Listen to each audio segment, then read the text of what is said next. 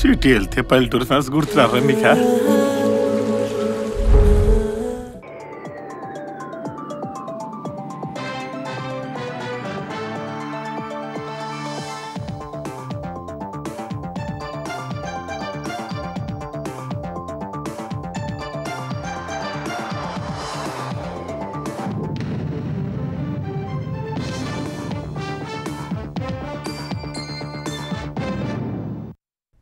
నమస్కారం, ETV news కి స్వాగతం. ముందుగా ముఖ్యాంశాలు.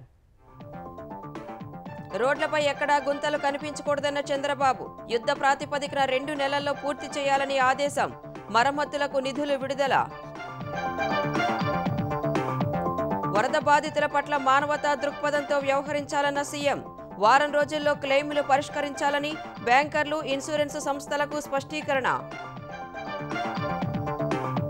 నోటీసులు ఇవ్వకుండా హైడ్రా కూల్చివేతలపై హైకోర్టు తీవ్ర అసంతృప్తి. జీవో 99 జారీపై వివరణ ఇవ్వాలని ప్రభుత్వానికి ఆదేశం. ఇందౌర్ తరహాలో గ్రేటర్ హైదరాబాద్ను అభివృద్ధి చేస్తామన్న సీఎం. ప్రణాళికలు రూపొందించాలని అధికారులకు ఆదేశాలు. వరదలతో 10,320 కోట్ల నష్టం జరిగిందని తెలంగాణ ప్రభుత్వ అంచనా. రోడ్లు, భవనాల శాఖలో మరమ్మతులకు 7,693 కోట్లు అవసరమని వెల్లడి. జమ్మూ కాశ్మీర్ కిస్తవాడ్లో ఉగ్రవాదులతో ఎదురుకాల్పులు. 2 సైనికుల వీరమరణం. కొనసాగుతున్న ముష్కరుల వేట. ఇజ్రాయెల్కు $165 మిలియన్ ఆయుధాల విక్రయానికి అమెరికా ఆమోదం. 2027 వరకు సరఫరా చేసేలా అగ్రరాజ్యం ఒప్పందం.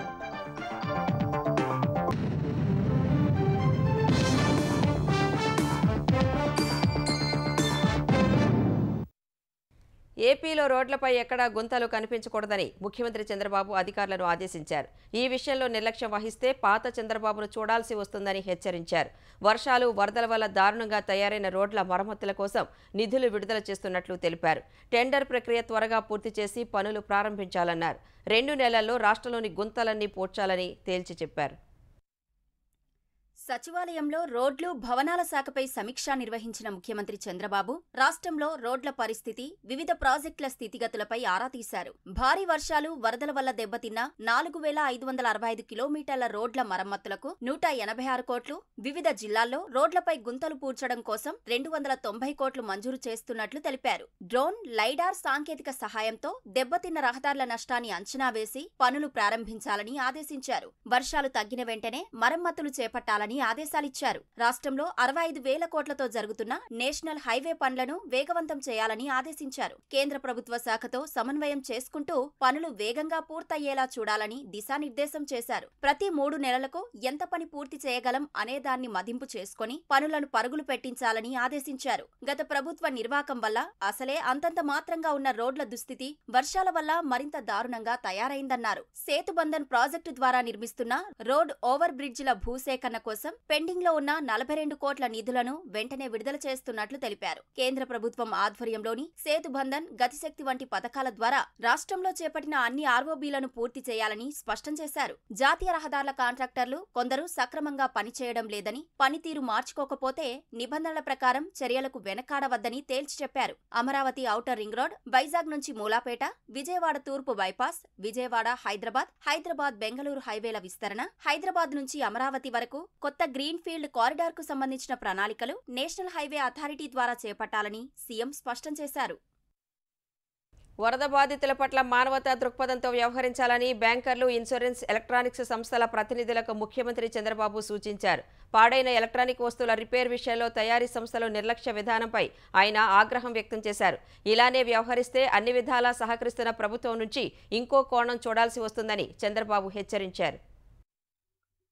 ఎన్టీఆర్ జిల్లా కలెక్టరేట్లో బ్యాంకర్లు, బీమా, గృహోపకరణాల కంపెనీల ప్రతినిధులతో చంద్రబాబు సమావేశం నిర్వహించారు. ఎలక్ట్రానిక్, గృహోపకరణాల ఉత్పత్తుల సంస్థలకు ప్రభుత్వం తరపున అన్ని విధాలా సహకారం అందిస్తున్నా వారు మాత్రం నిర్లక్ష్యంగా వ్యవహరిస్తున్నారని సీఎం ఆగ్రహం వ్యక్తం చేశారు. సంస్థలు ఇచ్చిన హామీలు నెరవేర్చాలని స్పష్టం చేశారు. ఈ కష్ట సమయంలో మానవతా దృక్పథంతో వ్యవహరించాలని సూచించారు. కాల్ సెంటర్లు, కస్టమర్ కేర్ సెంటర్ల నుంచి స్పందన లేదని పలువురు వరద బాధితులు అధికారుల దృష్టికి తెచ్చారంటూ ఆయా కంపెనీలపై సీఎం ఆగ్రహం వ్యక్తం చేశారు. మరో 2 రోజుల్లో పరిస్థితి సమీక్షిస్తానని, అప్పటికి మొత్తం పరిష్కారం కావాలని తేల్చి చెప్పారు. బీమా కంపెనీలు వారం రోజుల్లో క్లెయిమ్లు పరిష్కరించారని చంద్రబాబు మరోసారి కోరారు. బీమా కంపెనీలు, బ్యాంకులు వినూత్న ఆలోచనలతో ప్రజలకు సహాయం చేసి సంస్థలపై విశ్వసనీయత పెరిగేలా చెయ్యాలని సూచించారు. వరద బాధితులకు న్యాయమైన సెటిల్మెంట్ చెయ్యాల్సి ఉందన్నారు. ఇప్పటికే దాదాపు 9,000 క్లెయిమ్లు వచ్చాయని, వాటన్నింటినీ పరిష్కరించారన్నారు. మళ్లీ వారంలో సమీక్ష జరుపుతానని, అప్పటికి ఒక్కటి కూడా మిగలకూడదని స్పష్టం చేశారు. దాదాపు 95% బీమా క్లెయిమ్స్ కు ఆమోదం లభిస్తుందని కంపెనీల ప్రతినిధులు సమాధానమిచ్చారని సమావేశం తర్వాత మంత్రి నారాయణ తెలిపారు. 33,508 హౌసెస్ రకరకాల డ్యామేజ్ అయినాయి. టీవీలు డ్యామేజ్ అయినాయి 26,545, రిఫ్రిజిరేటర్లు 31,225, ఎయిర్ కండిషన్స్ 2,024, వాషింగ్ మిషన్స్ 20,927. వాళ్ళకు కూడా ఒక 4-5 డేస్లో వాళ్ళు చేయాల్సిన ఇన్సూరెన్స్ వాళ్ళని క్లియర్ చేయమని, అదే బ్యాంకర్స్ ఏం చేస్తారు, ఎలా చేస్తారు, ఈ యొక్క కమర్షియల్ ఒకటి ఎన్యూమరేషన్ ఇంకా పూర్తి కాల ఈ కమిటీ కూర్చొని డిస్కస్ చేస్తుంది. బ్యాంకర్లు అన్ని రకాల రుణాలు రీషెడ్యూల్ చేయడం, గడువు కాలం పెంచడం లాంటి ప్రయోజనాల్ని వరద బాధితులకు చేకూర్చారని చంద్రబాబు సూచించారు. అవసరమైన వారికి మళ్లీ పంట రుణాలు అందించారన్నారు. ఏలేరు రిజర్వాయర్కు అంత పెద్ద మొత్తంలో వరద వచ్చినా ప్రాణనష్టం జరగలేదంటే ప్రభుత్వ అప్రమత్తతే అందుకు కారణమని ఆంధ్రప్రదేశ్ జలవనరుల శాఖ మంత్రి నిమ్మల రామానాయుడు అన్నారు. 114 చోట్ల కట్ట బలహీనతలు గుర్తించి పటిష్టపరిచి ఆస్తి నష్టాన్ని తగ్గించామని వెల్లడించారు. ఏలేరు రిజర్వాయర్ గురించి మాట్లాడే స్థాయి జగన్కు లేదని ధ్వజమెత్తారు. క్యూసెక్కులకు, టీఎంసీలకు, వాగుకి, నదికి తేడా తెలియని వ్యక్తి జగన్ అని దుయ్యబట్టారు. ఈ నెల 4 నుంచే కలెక్టర్, జలవనరుల అధికారులు పెరుగుతున్న ప్రవాహాన్ని ఎప్పటికప్పుడు సమీక్షిస్తూ పూర్తి అప్రమత్తంగా ఉన్నారని నిమ్మల తెలిపారు. 2014-19 మధ్య తమ హయాంలో ఏలేరు ఆధునికీకరణకు 93 కోట్ల రూపాయలు ఖర్చు చేశామని గుర్తు చేశారు. 2019-24 మధ్య ఎంత ఖర్చు చేశారో జగన్ చెప్పగలరా అని ప్రశ్నించారు. తెలుగుదేశం ప్రభుత్వం 20,000 రూపాయలు ఇచ్చిన ఇన్పుట్ సబ్సిడీని 16,000కు తగ్గించింది జగన్ కాదా అని నిలదీశారు. జగన్ తగ్గించిన ఇన్పుట్ సబ్సిడీని సీఎం చంద్రబాబు 25,000కు పెంచుతున్నట్లు ప్రకటించారని వెల్లడించారు. రైతాంగం గురించి మరి ఏదైతే కపట ప్రేమ వలకబోస్తూ ఉన్నాం. నేను ఏదో 17,000 ఆ రోజు హెక్టార్కి ఇన్పుట్ సబ్సిడీ ఇచ్చానని గొప్పగా చెప్తున్నా. సిగ్గుండాలి జగన్మోహన్ రెడ్డి గారు. ఎందుకంటే ఆ రోజు 2019 ఎన్నికలకు ముందే ఆ రోజు తిత్లీ తుఫాన్ వస్తే చంద్రబాబు నాయుడు గారు హెక్టార్కి 20,000 రూపాయలు ఇచ్చారు ఆ రోజు ఇన్పుట్ సబ్సిడీ. కానీ నువ్వేం చేసావు? 20,000 ఇన్పుట్ సబ్సిడీని 16,000కి తగ్గించావు నువ్వు అధికారంలోకి వచ్చిన తర్వాత రైతాంగం అంతా కూడా విమర్శించగా ఎన్నికల ముందు 1,000 రూపాయలు పెంచావు 17,000కి. ఎవరైనా పెంచుతారు, కానీ నువ్వు వెనక్కి తగ్గించావు. తెలంగాణలో భారీ వర్షాలు, వరదల వల్ల భారీగా నష్టం సంభవించినట్లు ప్రభుత్వం అంచనా వేసింది. అన్ని ప్రభుత్వ శాఖలకు కలిపి దాదాపు 10,320 కోట్ల నష్టం వచ్చినట్లు ప్రాథమికంగా లెక్క తేల్చింది. సచివాలయంలో తనతో భేటీ అయిన కేంద్ర బృందం దృష్టికి సీఎం రేవంత్ రెడ్డి నష్టం వివరాలను తీసుకువెళ్లారు. భారీ వర్షాలు, వరదల్లో చనిపోయిన మనుషులకు పరిహారం చెల్లింపుల కోసం 1,40,00,000 రూపాయలు వ్యయం, దెబ్బతిన్న ఇళ్లకు నష్టపరిహారం కింద 25.30 కోట్ల రూపాయలు అవుతాయని ప్రభుత్వం లెక్కలు వేసింది. మృతి చెందిన పశువుల నష్టం 4.35 కోట్ల రూపాయలు, మత్స్యరంగం నష్టం 56.41 కోట్ల రూపాయలు, వ్యవసాయ, ఉద్యాన పంటల నష్టం 231.13 కోట్ల రూపాయలు ఉంటుందని అంచనా వేసింది. దెబ్బతిన్న రోడ్లు, భవనాలు, పంచాయతీరాజ్ శాఖ రోడ్ల నష్టం ఏకంగా 7,693.53 కోట్ల రూపాయలు ఉంటుందని అంచనా వేసింది. విద్యుత్ స్తంభాలు కూలిపోవడం, తీగ తెగి ఇతరత్ర విద్యుత్ నష్టాలు 179.88 కోట్ల రూపాయలు, దెబ్బతిన్న పాఠశాలల నష్టం 27.31 కోట్ల రూపాయలు, నీటిపారుదల రంగంలో నష్టం 483 కోట్ల రూపాయలు ఉంటుందని అంచనా వేసింది. దెబ్బతిన్న గ్రామీణ, పట్టణ తాగునీటి సరఫరా వ్యవస్థలో నష్టం 331.37 కోట్ల రూపాయలు, నగరాల్లో సంభవించిన నష్టం 1,216.57 కోట్ల రూపాయలు, పీహెచ్సీలు, అంగన్వాడీ భవనాలు 70.47 కోట్ల రూపాయలు చొప్పున నష్టం వాటిల్లినట్లు ప్రభుత్వం తేల్చింది. గ్రేటర్ హైదరాబాద్ను ఇందౌర్ తరహాలో అద్భుతమైన క్లీన్ సిటీగా తీర్చిదిద్దేందుకు అవసరమైన ప్రణాళికలు రూపొందించాలని సీఎం రేవంత్ రెడ్డి అధికారులను ఆదేశించారు. హైదరాబాద్ అభివృద్ధితో పాటు జీహెచ్ఎంసీ పరిధిలో రోడ్లు, ఫుట్పాత్ల అభివృద్ధి, క్లీనింగ్, ఇతర పనుల్లో పురోగతిపై రేవంత్ రెడ్డి సమీక్ష నిర్వహించారు. మున్సిపల్ అధికారులు ఇందౌర్కు వెళ్లి అధ్యయనం చేయాలని సూచించారు. అక్కడ అనుసరిస్తున్న విధానాలను ప్రత్యక్షంగా పరిశీలించి ఏ ఏజెన్సీలు, స్వచ్ఛంద సంస్థలు అక్కడ పనుల్లో భాగస్వామ్యం అవుతున్నాయో తెలుసుకుని చర్చలు జరపాలని, ఆదాయ వనరులు ఏ ఏ విధంగా సమీకరిస్తున్నారో తెలుసుకోవాలని ఆదేశించారు. రోడ్ల నిర్వహణలో నిర్లక్ష్యంగా వ్యవహరిస్తున్న ఏజెన్సీలను ఉపేక్షించవద్దని తెలిపారు. గడువులోగా అన్ని రోడ్ల పనులను పర్యవేక్షించి వెంటనే బాగు చేయించాలని స్పష్టం చేశారు. పనులు చేయని కాంట్రాక్టర్లకు సంబంధించి 15 రోజుల్లోగా తనకు పూర్తి నివేదికను అందించాలని ఆదేశించారు. తప్పుడు నివేదికలు ఇస్తే అధికారులపై కూడా చర్యలు తప్పవని హెచ్చరించారు. మూసీ రివర్ డెవలప్మెంట్ ప్రాజెక్టు పనులను వేగవంతం చేయాలని ఆదేశించారు.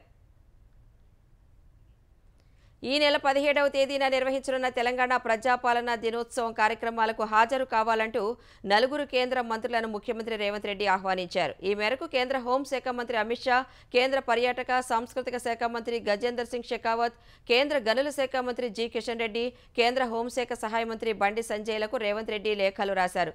1948 సెప్టెంబర్ 17న తెలంగాణలో ప్రజాస్వామిక పాలనా శకం ఆరంభమైన సందర్భాన్ని పురస్కరించుకుని తెలంగాణ ప్రజాపాలనా దినోత్సవం నిర్వహించాలని రాష్ట్ర ప్రభుత్వం నిర్ణయించిందని వెల్లడించారు. హైదరాబాద్ నాంపల్లి పబ్లిక్ గార్డెన్స్ లో జరిగే కార్యక్రమానికి హాజరు కావాలని కేంద్ర మంత్రులను కోరారు. చెరువుల్లో అక్రమ నిర్మాణాల పేరుతో ఎలాంటి నోటీసులు ఇవ్వకుండా కూల్చివేతలు చేపడుతున్న హైడ్రా తీరుపై హైకోర్టు అసంతృప్తి వ్యక్తం చేసింది. ఇతర ప్రభుత్వ శాఖలు అనుమతులు ఇచ్చాక నిర్మించుకున్న వాటిని ఎలాంటి నోటీసులు ఇవ్వకుండా వివరణ తీసుకోకుండా ఎలా కూల్చివేస్తారని ప్రశ్నించింది. కోర్టులో ఒకటి చెబుతూ బయట మరోలా వ్యవహరిస్తున్నారని వ్యాఖ్యానించింది. జీవో 99 చట్టపరిధిపై వివరణ ఇవ్వాలంటూ ప్రభుత్వానికి ఆదేశాలు జారీ చేసింది. తెలంగాణ ప్రభుత్వం హైడ్రాను ఏర్పాటు చేస్తూ తీసుకువచ్చిన జీవో 99 చట్టబద్ధతను సవాల్ చేస్తూ హైదరాబాద్ నానక్రామ్గూడకు చెందిన డి లక్ష్మి పిటిషన్ దాఖలు చేశారు. దీనిపై జస్టిస్ కె లక్ష్మణ్ విచారణ చేపట్టారు. సంగారెడ్డి జిల్లా అమీన్పూర్ మండలం ఐలాపూర్లో 19.27 ఎకరాల్లో జోక్యం చేసుకోకుండా ఆదేశాలివ్వాలని పిటిషనర్ తరపు న్యాయవాది కోరారు. వ్యవసాయ పరికరాలు, కూలీల విశ్రాంతి కోసం నిర్మించుకున్న నిర్మాణాలను ఈ నెల 3న హైడ్రా ఎలాంటి నోటీసు ఇవ్వకుండా పోలీసు బలగాలతో వచ్చి కూల్చివేసిందన్నారు. హైకోర్టు మధ్యంతర ఉత్తర్వులున్నప్పటికీ పట్టించుకోకుండా కూల్చివేతలు చేపట్టిందన్నారు. ప్రభుత్వం పరిపాలనాపరమైన చర్యల్లో భాగంగా జీవో 99 తీసుకువచ్చిందని, ఇలాంటి ఉత్తర్వులు చట్టాలకు లోబడే ఉండాలన్నారు. చట్టాలకు విరుద్ధంగా ఇచ్చే పరిపాలనాపరమైన అధికారాలు చెల్లవన్నారు. జీవో 99 ద్వారా జీహెచ్ఎంసీ అధికారాలను హైడ్రాకు అప్పగించిందని, ఇది జీహెచ్ఎంసీ చట్టానికి విరుద్ధమన్నారు. ఒక చట్టం కింద ఏర్పాటైన సంస్థకే అధికారాలుంటాయని, మరో సంస్థకు బదలాయించాలంటే చట్టబద్ధమైన ప్రక్రియ అనుసరించాల్సి ఉందన్నారు. ఏ చట్టం కింద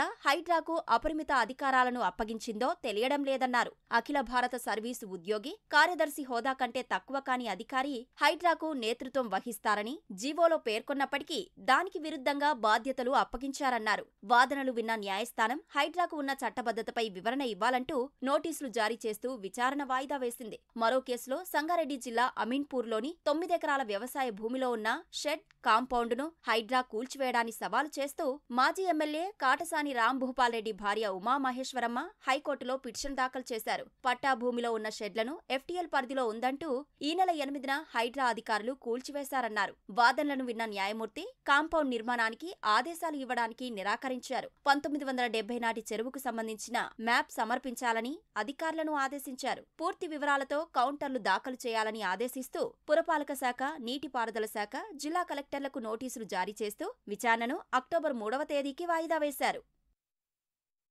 తెలంగాణలో గ్రీన్ ఎనర్జీని పెద్ద ఎత్తున ఉత్పత్తి చేసేందుకు ప్రణాళికలను సిద్ధం చేయాలని డిప్యూటీ సీఎం భట్టి విక్రమార్క అధికారులను ఆదేశించారు. ఎస్పీడీసీఎల్ కార్యాలయంలో గ్రీన్ ఎనర్జీ ఉత్పత్తి పెంపుదల, వివిధ వర్గాలకు ఆదాయం సమకూర్చడంపై నిన్న సుదీర్ఘంగా సమీక్ష నిర్వహించారు. కొన్ని ప్రత్యేక గ్రామాలను పైలట్ ప్రాజెక్టుగా ఎంపిక చేసుకుని ఆయా గ్రామాల్లో ఉన్న రైతుల వ్యవసాయ పంపు సెట్లకు సంపూర్ణంగా ప్రభుత్వ ఖర్చులతో సోలార్ పవర్ను ఏర్పాటు చేయాలని ఆదేశించారు. తద్వారా వచ్చే విద్యుత్తును పవర్ గ్రిడ్కు అనుసంధానంగా చేయాలని సూచించారు. దీంతో పాటు కొన్ని ఎంపిక చేసిన గ్రామాల్లో పైలట్ ప్రాజెక్టు కింద గృహాలకు సంతృప్త స్థాయిలో ప్రభుత్వ ఖర్చులతో సోలార్ పవర్ ఏర్పాటు చేయాలని ఆదేశించారు. ఇందులో భాగంగా సీఎం రేవంత్ రెడ్డి స్వగ్రామమైన కొండారెడ్డిపల్లితో పాటు మధిరా నియోజకవర్గంలోని సిరిపురం ఇలా మరో 20 గ్రామాలను ఎంపిక చేసుకుని ముందుకు పోవాలని నిర్దేశించారు. స్వయం సహాయక సంఘాలకు 5 నుంచి 10 మెగావాట్ల సోలార్ విద్యుత్ ఉత్పత్తి కేంద్రాలు పెట్టుకోవడానికి వారిని ప్రోత్సహించాలని భట్టి స్పష్టం చేశారు. ఏపీలో ఆయుష్ సేవల అభివృద్ధికి కేంద్ర ప్రభుత్వం 90,84 లక్షల నిధులు అందించడానికి సమ్మతి తెలిపిందని వైద్య ఆరోగ్య శాఖ మంత్రి సత్యకుమార్ యాదవ్ తెలిపారు. ఈ మేరకు రాష్ట్ర ఆయుష్ విభాగానికి సమాచారం అందినట్లు మంత్రి వెల్లడించారు. రాష్ట్రంలో ఆయుష్ శాఖను బలోపేతం చేసేందుకు ఆయుష్ వైద్యశాలల్లో మందుల సరఫరాకు, నిర్మాణ దశలో ఆగిపోయిన 50 పడకల ఆయుష్ ఆసుపత్రులను పూర్తి చేసేందుకు, పాడుపడిన ఆయుష్ డిస్పెన్సరీల పునర్నిర్మాణానికి, వివిధ ఆయుష్ పథకాలకు, రాష్ట్రంలో ఉన్న ప్రభుత్వ ఆయుష్ విద్యా సంస్థలను మెరుగుపరిచేందుకు, నూతన ప్రభుత్వ ప్రకృతి వైద్య కళాశాల నిర్మాణానికి కేంద్ర సాయాన్ని కోరినట్లు మంత్రి వివరించారు. రాష్ట్రంలోని 90 ఆయుష్మాన్ ఆరోగ్య మందిరాల్ని NABH గుర్తింపు కోసం పంపగా 89 కేంద్రాలకు మంజూరు లభించినట్లు మంత్రి తెలిపారు. ఫోర్జరీ పత్రంతో తనపై తప్పుడు కేసు పెట్టి అరెస్టు చేసి ఇబ్బందులకు గురిచేసిన వ్యవహారంలో అప్పటి నిఘా విభాగ అధిపతి పి. సీతారామాంజనేయులు, విజయవాడ సిపి కాంతిరాణా తాత, డీసీపీ విశాల్ గున్ని, వైసీపీ నేత విద్యాసాగర్పై కేసు నమోదు చేయాలని ముంబై నటి పోలీసులకు ఫిర్యాదు చేశారు. వీరంతా కొమ్మక్కై చట్టవిరుద్ధంగా ప్రవర్తించారని ఆరోపించారు. శుక్రవారం రాత్రి తన తల్లిదండ్రులు, న్యాయవాదులతో కలిసి ఆమె ఇబ్రహీంపట్నం పోలీస్ స్టేషన్ సిఐ చంద్రశేఖర్కు ఫిర్యాదు అందజేశారు. విద్యాసాగర్లో తప్పుడు ఫిర్యాదు ఇప్పించి అప్పటికప్పుడు కేసు నమోదు చేశారని నటి ఫిర్యాదులో పేర్కొన్నారు. దీని వెనుక పెద్ద కుట్ర ఉందన్నారు. కస్టడీకి తీసుకున్న 5 రోజులు తన పట్ల పోలీసులు దురుసుగా ప్రవర్తించారని ఆరోపించారు. ఏ తప్పు చేయకపోయినా తమ కుటుంబం 42 రోజుల పాటు జైల్లో మగ్గిందని ఫిర్యాదులో పేర్కొన్నారు. ఇందుకు కారకులైన ఐపీఎస్లతో పాటు విద్యాసాగర్పై కేసు పెట్టి చర్యలు తీసుకోవాలని కోరారు. నటి ఫిర్యాదుపై న్యాయ సలహా తీసుకుని కేసు నమోదు చేస్తామని ఇబ్రహీంపట్నం సిఐ చంద్రశేఖర్ తెలిపారు. Kumar Jethwani MI Mumbai based heroine doctor మాకు ఒక రిపోర్ట్ ఇచ్చింది. కుక్కల విద్యాసాగర్ అనే అతని మీద ఇంకా కొంతమంది మీద ఆమె రిపోర్ట్ ఇచ్చింది. ఆమెకి అతనితో పరిచయం ఉండి అతను హెరాస్ చేసినట్టు వాళ్ళ మదర్ని, వాళ్ళ ఫాదర్ని, వాళ్ళ బ్రదర్ని అందరినీ కూడా అతను మరి కొంతమంది హెరాస్ చేసినట్టు మాకు రిపోర్ట్ ఇచ్చింది. ఈ రిపోర్ట్ని లీగల్ డిస్కషన్ తీసుకుని, లీగల్ ఒపీనియన్ తీసుకుని కేసు రిజిస్టర్ చేస్తాం. కంప్లైంట్లో ఉన్న కంటెంట్స్ని బట్టి, ఆ క్రిమినాలిటీని బట్టి ఎవరెవరు బాధ్యులు అన్నది వాళ్ళ మీద యాక్షన్ తీసుకుంటాం. ఆంధ్రప్రదేశ్ మాజీ ఉప ముఖ్యమంత్రి అంజద్ బాషా సోదరుడు అహ్మద్ బాషాకు పోలీసులు 41A నోటీస్ ఇచ్చారు. ఇటీవల కడప ఎమ్మెల్యే మాధవిరెడ్డి, హోంమంత్రి అనిత, స్పీకర్ అయ్యన్న పాత్రుడిపైన సామాజిక మాధ్యమాల్లో అభ్యంతరకరమైన పోస్టులు పెట్టారని అహ్మద్ బాషాపై ఇటీవల కేసు నమోదైంది. అందులో భాగంగా కడప చిన్నచౌక్ పోలీసులు అహ్మద్ బాషాకు 41A నోటీసు జారీ చేశారు. ఇవాళ కడప చిన్నచౌక్ పోలీస్ స్టేషన్లో అహ్మద్ బాషా విచారణకు హాజరయ్యే అవకాశం ఉంది. క్షేత్రస్థాయిలో కొందరు పోలీసులు గత ప్రభుత్వ అరాచకాలను ఇప్పటికీ కొనసాగిస్తున్నారని వివిధ ప్రాంతాల నుంచి వచ్చిన బాధితులు జనసేన నాయకులకు ఫిర్యాదు చేశారు. బాధితులకు రక్షణ కల్పించాల్సింది పోయి ఎదురు కేసులు పెడతామంటూ బెదిరింపులకు దిగుతున్నారని ఆరోపించారు. ఈ మేరకు మంగళగిరిలోని జనసేన కేంద్ర కార్యాలయం వద్ద నిర్వహించిన జనవాణి కార్యక్రమంలో ఉంగుటూరు ఎమ్మెల్యే ధర్మరాజు, ఎమ్మెల్సీ హరిప్రసాద్ దృష్టికి తీసుకొచ్చారు. వైసీపీ నేతల అక్రమాలకు సహకరించలేదని, తనను అనంతపురం నుంచి తూర్పుగోదావరి జిల్లాకు బదిలీ చేశారని ఉద్యోగి పెద్దన్న ఆవేదన వ్యక్తం చేశారు. ఈ వ్యవహారంపై సమగ్ర విచారణ చేసి తన సొంత జిల్లాకు బదిలీ చేయాలని కోరారు. వైకాపా నాయకులు తమ ఇంట్లో అద్దెకు ఉన్న వారిని ఖాళీ చేయించి ఇల్లు కూల్చి స్థలం ఆక్రమించుకున్నారని ఉమ్మడి చిత్తూరు జిల్లా తంబళ్లపల్లి మండలం అంగళ్లు గ్రామానికి చెందిన సుబ్రహ్మణ్యం జనసేన నేతల ముందు వాపోయారు. ఓ పోలీసు అధికారి సహకారంతో 50 లక్షల ఆస్తి నష్టం కలిగించారని, బాధ్యులపై చర్యలు తీసుకోవాలని వేడుకున్నారు. 320 గ్రాముల బంగారం చోరీ అయితే 69 గ్రాములు తీసుకోవాలని పోలీసులు తమపై ఒత్తిడి చేస్తున్నారని కాకినాడ రూరల్ నియోజకవర్గానికి చెందిన వెంకట త్రిమూర్తులు జనసేన నాయకుల దృష్టికి తీసుకొచ్చారు. వైసీపీ నేతల నుంచి తనకు ప్రాణహాని ఉందని విశాఖ భీమ్లీ నుంచి సీఎం చంద్రబాబు నివాసానికి వచ్చిన బాధితురాలు మంత్రి లోకేష్తో మొరపెట్టుకున్నారు. లోలద రమణ అనే వైసీపీ నేత వద్ద 2021 నుంచి చిట్టి కడుతూ వచ్చానని, ఇప్పుడు డబ్బులు ఇవ్వమంటే ఇవ్వకపోగా బెదిరిస్తున్నారని ఆమె ఆవేదన వ్యక్తం చేశారు. గత 2 వారాల నుంచి ఎక్కడెక్కడో తలదాచుకుని చివరికి సీఎం నివాసానికి వచ్చానని బాధితురాలు తెలిపారు. బాధితురాలికి ధైర్యం చెప్పిన లోకేష్ న్యాయం చేస్తానని భరోసా ఇచ్చారు. నేను చీటీలు అవి ఎత్తుతాను. అలాగా 300 మంది దగ్గర నుంచి చీటీలు కట్టించుకున్నాను. అయితే ఈ డబ్బులు ఈయనకి మేము కట్టామండి. నెలకు 75,000 చొప్పున కట్టాము. ఇప్పుడు అందరూ మా ఇంటి మీదకి వస్తున్నారు. ఇతని దగ్గరికి వెళ్ళి మేము పెద్ద మనుషులు కూడా తీసుకొని వెళ్ళాము. నేను వైసీపీ పార్టీలో నేను ఉంటాను, ఏం చేయడానికైనా రెడీ, మీరు ఏం చేసుకుంటారో చేసుకోండి. వాడి బెదిరింపులకి ఆటలకి పిల్లల్ని ఏమైనా చేస్తారేమో అనుకుని ఊర్లో ఉన్న టార్చర్లు భరించలేక అందరికీ అప్పులు అయిపోయింది సార్. ఊర్లో మేము పారిపోయామని అంటున్నారు అందరూ. మేము పారిపోవడానికి రాలేదండి, మేము న్యాయం కోసం ఇక్కడికి వచ్చాం. మేము ఎవరి డబ్బులు తినలేదు. తమ కంపెనీలో పెట్టుబడులు పెడితే అధిక లాభాలు వస్తాయని యూట్యూబ్లో ప్రకటనలు ఇచ్చి పలువురు బాధితుల నుంచి డీకేజెడ్ సొల్యూషన్స్ అనే సంస్థ కోట్లలో డబ్బులను దండుకుంది. కొద్ది నెలలు లాభాలు చెల్లిస్తూ ఒక్కసారిగా కోట్లాది రూపాయలతో సంస్థ ప్రతినిధులు ఉడాయించారు. దీంతో బాధితులు హైదరాబాద్ సిసిఎస్ పోలీసులకు ఈ నెల 2న ఫిర్యాదు చేశారు. ఫిర్యాదు చేసి 10 రోజులు గడుస్తున్నా ఎలాంటి చర్యలు తీసుకోవడం లేదంటూ పలువురు బాధితులు బషీర్బాగ్లోని సిసిఎస్ కార్యాలయం ముందు ఆందోళనకు దిగారు. చెన్నైకు చెందిన ఆఫీషాక్ రహీల్, ఏపీకి చెందిన మహమ్మద్ ఇక్బాల్ 2018లో డీకేజెడ్ సొల్యూషన్స్ పేరిట మాదాపూర్లో కార్యాలయాన్ని ప్రారంభించారు. తమ కంపెనీలో పెట్టుబడి పెడితే అధిక లాభాలు వస్తాయని యూట్యూబర్స్తో ప్రకటనలు చేయించారు. దీంతో పలువురు బాధితులు నిందితుల కంపెనీలో పెట్టుబడులు పెట్టారు. మొదట లాభాలు ఇచ్చి నమ్మకం కలిగించారు. అనంతరం కంపెనీ మూసివేసి డబ్బులతో ఉడాయించారు. ప్రభుత్వం జోక్యం చేసుకుని తమకు న్యాయం చేయాలని బాధితులు కోరుతున్నారు. 15 days నుండి ఎక్కడ నుండి వేరే పోలీస్ స్టేషన్ నుండి ఇక్కడ తిరుగుమని చెప్తున్నారు. ఏం యాక్షన్ తీసుకోవట్లే. మేము ఆఫీస్ క్లోజ్ అయిన నెక్స్ట్ డే పోలీస్ కంప్లైంట్ చేయడానికి అందరు గ్యాదర్ అయినాం. కానీ వీళ్ళు ఏం కంప్లైంట్ తీసుకోలే. మాకి అందరికి B2B B2C బిజినెస్ అని ఇన్వెస్ట్ చేపించినారు. 2018 నుంచి ఉంది కంపెనీ స్టార్ట్ చేసారు వాళ్ళు. 5 years నడిచింది కంపెనీ. 5 years తర్వాత సడన్ గా లాస్ట్ జూలైలో వాళ్ళు కంపెనీలో ఇన్వెస్ట్మెంట్ మాకు ప్రాఫిట్ షేర్ ఈయనకి మానేశారు. దాని తర్వాత మేము వెళ్తే ఆఫీస్ కి కొన్ని గవర్నమెంట్ రెస్ట్రిక్షన్స్ వచ్చినాయి, మేము లైసెన్స్ కి అప్లై చేస్తున్నాము అని చెప్పారు. మాకు ఒక 15 days లా కొంతమందికి ఇచ్చారు, అమౌంట్ గిట్ట ఇచ్చారు, ఒక చిన్న అమౌంట్లు ఇచ్చారు. దాని తర్వాత పెద్ద అమౌంట్ వాళ్ళకి మొత్తానికి ఆపేసారు. సడన్ గా మేము చాలా మంది ఆఫీస్ కి వెళ్ళిపోతే వాళ్ళు మూసేసి పారిపోయారు ఆఫీస్ నుంచి. రామోజీ గ్రూపు పిలుపుతో తెలుగు రాష్ట్రాల్లోని వరద బాధితులను ఆదుకునేందుకు దాతలు ముందుకొస్తున్నారు. ఈనాడు సహాయ నిధికి విరాళాలు అందిస్తున్నారు. హైదరాబాద్కు చెందిన ప్రముఖ వైద్యులు పద్మశ్రీ డాక్టర్ ఏఎస్ఆర్ నారాయణ, ఆయన కుమారుడు డాక్టర్ సాయిరాం 2 లక్షల రూపాయలు ఇచ్చారు. ఈ మేరకు ఈనాడు మేనేజింగ్ డైరెక్టర్ కిరణ్ను కలిసి చెక్ అందజేశారు. ఇక బెంగళూరుకు చెందిన front arts engineers private limited 1 లక్ష రూపాయలు, ఆముదాల వలసకు చెందిన అశోక్ పాఠశాల యాజమాన్యం విద్యార్థులు కలిపి 1 లక్ష, మహబూబ్ నగర్ శ్రీ వాసవి డిగ్రీ పీజీ కళాశాలకు చెందిన ఓబుగారి శ్రీనివాసయ్య ఈనాడు సహాయ నిధికి 1 లక్ష రూపాయలు వితరణ చేశారు. జమ్మూ కాశ్మీర్లోని కిస్తవాడ్ జిల్లాలో ఉగ్రవాదులతో జరిగిన ఎదురుకాల్పుల ఘటనలో 2 సైనికులు అమరులయ్యారు. మరో 2 సైనికులు తీవ్రంగా గాయపడ్డారు. ఈ మేరకు భద్రాధికారులు వెల్లడించారు. ఉగ్రవాదుల కదలికలపై అందిన సమాచారంతో చాత్రు బెల్ట్లోని నైక్దాం ప్రాంతంలో సైనికులు, పోలీసులు సంయుక్తంగా గాలింపు చర్యలు చేపట్టారని తెలిపారు. ఈ సందర్భంగా చెలరేగిన ఎదురుకాల్పుల్లో 4 సైనికులు గాయపడ్డారని వెల్లడించారు. వారిలో junior commissioned officer Naib Subedar Vipan Kumar, సిపాయి అరవింద్ సింగ్ స్థానిక ఆసుపత్రిలో చికిత్స పొందుతూ చనిపోయారని భద్రతా అధికారులు తెలిపారు. ఉగ్రవాదుల కోసం ఆపరేషన్ కొనసాగుతోందని పేర్కొన్నారు. ఇజ్రాయెల్కు $165 మిలియన్ విలువైన ఆయుధాల విక్రయాలకు ఆమోదం తెలిపినట్లు అమెరికా విదేశాంగ శాఖ వెల్లడించింది. ఇందులో ఆయుధాల విడిభాగాలు, మరమ్మతుల పరికరాలు, టూల్ కిట్లు, సాంకేతిక రవాణా సహకారం ఉన్నట్లు అంతర్జాతీయ మీడియా పేర్కొంది.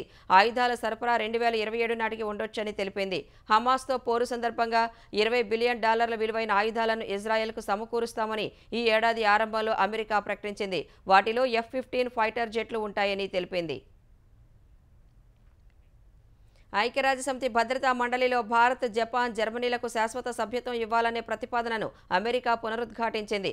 భారత్ ప్రపంచంలోని అత్యధిక జనాభా కలిగిన దేశమైనందున శాశ్వత సభ్యత్వాన్ని బలపరుస్తున్నామని ఐరాసాలో అమెరికా శాశ్వత ప్రతినిధి లిండా థామస్ గ్రీన్ఫీల్డ్ పేర్కొన్నారు. అయితే దీనికి అడ్డుపడే వాళ్లు ఉన్నారని, సమస్యను సంప్రదింపుల ద్వారా పరిష్కరించుకోవాల్సి ఉందని అభిప్రాయపడ్డారు. ఆఫ్రికా ఖండం నుంచి 2 దేశాలకు శాశ్వత సభ్యత్వం ఇవ్వాలని కోరుకుంటున్నట్లు తెలిపారు. ప్రపంచంలోని 39 ద్వీప దేశాల్లో ఒకదానికి రొటేషన్ పద్ధతిపై తాత్కాలిక సభ్యత్వం ఇచ్చే ప్రతిపాదనను సమర్థిస్తున్నామని అన్నారు. అయితే కొత్తగా శాశ్వత సభ్యత్వం పొందే దేశాలకు వీటో అధికారం ఇవ్వడానికి తాము సుముఖం కాదని అమెరికాకు చెందిన మరో అధికారి చెప్పారు. ఎక్కువ దేశాలకు వీటో అధికారాన్ని ఇస్తే మండలిలో ప్రతిష్టంభన ఏర్పడుతుందని అమెరికా భావిస్తోందని అంతర్జాతీయ మీడియా పేర్కొంది.